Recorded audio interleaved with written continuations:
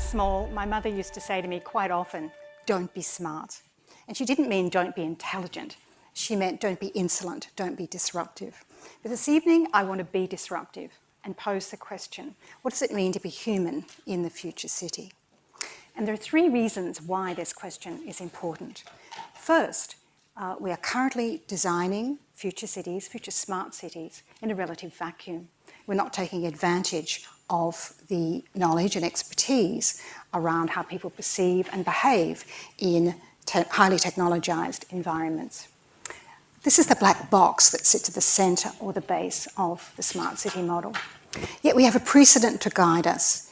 The field of affective computing, which is the intersection of psychological science and computer science, draws on psychological knowledge, theory, concepts to drive design of software, devices, interventions. But the question is, why not use this approach to drive design of the IT-focused city? The second reason why the question is important is that we're grounding smart city models in a very limited understanding of personhood. This is what I call the rational person model. In effect, this model implies that if you provide citizens, people living in cities, with information or data, that they will uptake this data, they will make use of it, they'll act on it, it will alter behaviour in a positive, constructive fashion. This is a form of what I call instrumental rationalism. And it begs the question, does it accord with the ways we understand the human mind, the complexities of the human mind? And the answer, quite simply, is no. We're not primarily rational beings, and we're much less self-aware than we care to believe. So many processes of perception, cognition, memory, motivation, and judgment are the province of brain structures that are beyond our conscious awareness. And our unconscious minds, nevertheless, are multiple sensing systems and are never idle.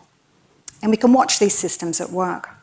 For example, we can prime people via subliminal exposure and directly measure the impact of this on, for example, the creative process, architectural design, or on judgment and perception, for example, evaluations of air quality.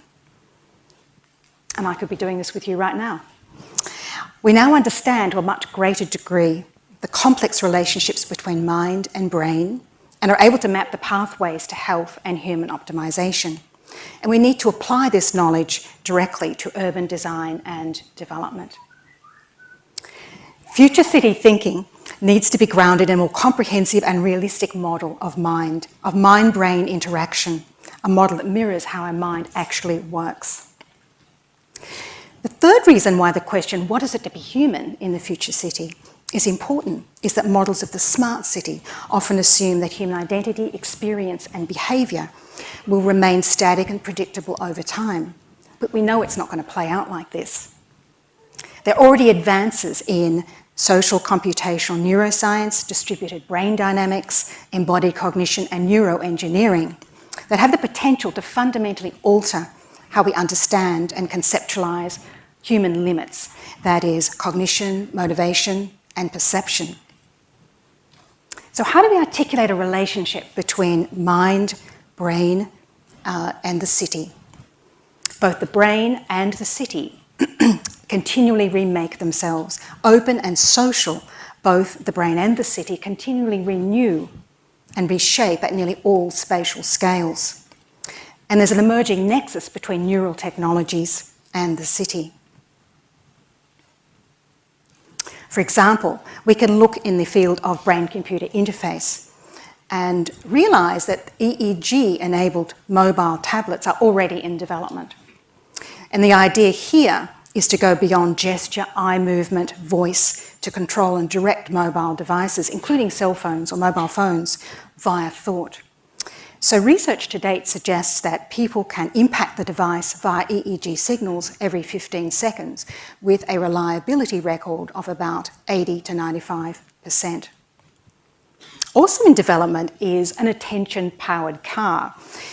So this uses a combination of signalling systems to detect neural drift, attention shift, eye pattern movements or head movements.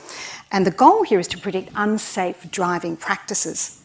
So power is cut to the engine via the algorithm if attention deficit is detected.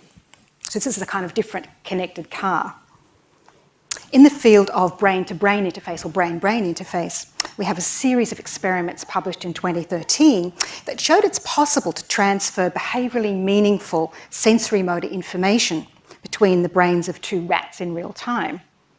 So researchers at Duke have shown that it's possible for chimps to exert neural control over movements of a computer-generated avatar arm that touches objects in a virtual world. Further, the chimp herself experiences the sensation of touch as the virtual arm touches the object in the virtual world. And in a move to human thought communication, Harvard researchers have demonstrated the viability of EEG-enabled brain-computer interface in a human in directing another organism's actions. So this was focused ultrasound and computer-to-brain interface in a rat. So you might wonder, what have rats and chimps got to do with human communication? But what this research reveals in its infancy is the potency of voluntary directed thought. So let's look at the implications of these discoveries for cities and for our concepts of self. So when the brain acquires new sensory pathways to control external objects or devices, our sense of self is no longer bounded by the physical body. The self is liberated from the envelope of the body, if you will, and is now extended to encompass discrete and distant objects. So as we connect, we incorporate the boundaries of the self, and these boundaries become amorphous and fluid. So the work at the Duke lab showed that it's possible for us to transcend space, force and time by liberating brain-derived commands from the physical limits of the biological body. And of course, the goal of the vast majority of the B2BI or the BBI research to date has been working on human dysfunction. So it's looking at mobility problems associated with dysfunctional disease. But what happens if we go beyond prosthetics and consider the application of these technologies to the lives of healthy people? What happens if we go beyond quantifying ourselves to optimizing ourselves? So the Brazilian neuroscientist Miguel Nicolelis talks of sharing and shaping minds via BTBI. He talks of collective minds operating as biological computing devices to achieve common behavioural goals, a kind of crowdsourced problem solving. According to Nicolelis, BTBI could exponentially expand our collective intellectual capital and lead to greater innovation, creativity and productivity. Neuroscientist Yu of Harvard University speaks slightly differently about the potential of BBI, as he calls it, for future society, alluding to prior work on neural synchronization or neural coupling, that is the tendency of neural signaling systems to align when people communicate face to face. Yu and his colleagues point to the possibility of intensified empathy and improved social communication with BBI. So this perspective implies that we could leverage innovations in BBI to improve social connectedness and perhaps reduce levels of conflict or violence and expand what psychologists call the flow state to include more than one individual and deepen the experiences of love in all its forms, far beyond what we understand today. But both those perspectives, the cognitive and the affective, are valid and both raise intriguing possibilities for life in future cities. So if imagination is the key to pre-experiencing alternative realities, I invite you to imagine with me.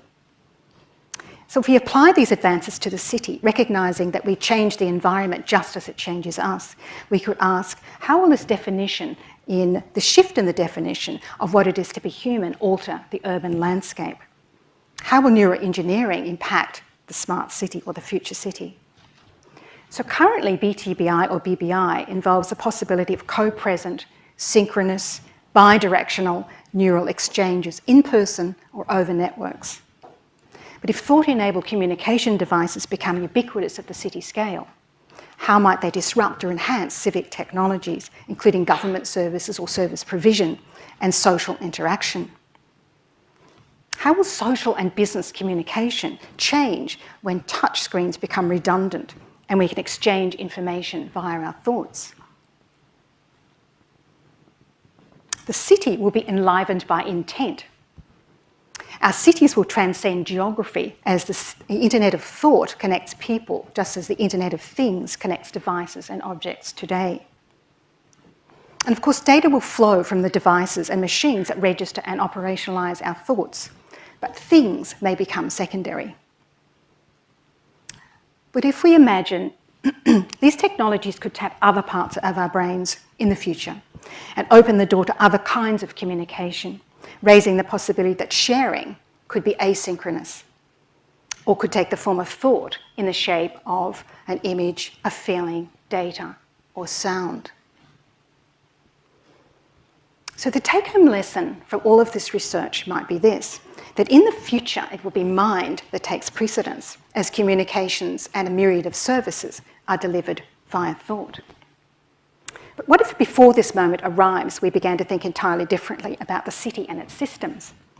What if we laid the groundwork for the positive integration of these neural technologies? Early in 2003, I travelled to Hong Kong and then on to Macau during the SARS outbreak, and I was photographed as I passed through customs. My body temperature was recorded as well, and this was to determine the degree of inflammation in my body at that point. So this simple example of disease surveillance had me thinking, what if we thought of the city itself, its structures and its functions, as animated by an ethic of care that is responsive in a deeply pervasive way to the needs of the human population? What if our urban environments actively contributed to the process of flourishing? What if our cities nurtured us? What if we thought of cities as material environments in which technology and data converge to prime and prompt us to reach our optimum physical and mental health? What if mind, both conscious and unconscious mind, became integrated with the city's infrastructure and not just with devices? And what if this infrastructure responded to us individually and not just to material flows? So what if we design material environments, public and private, to recognise distress and dysfunction?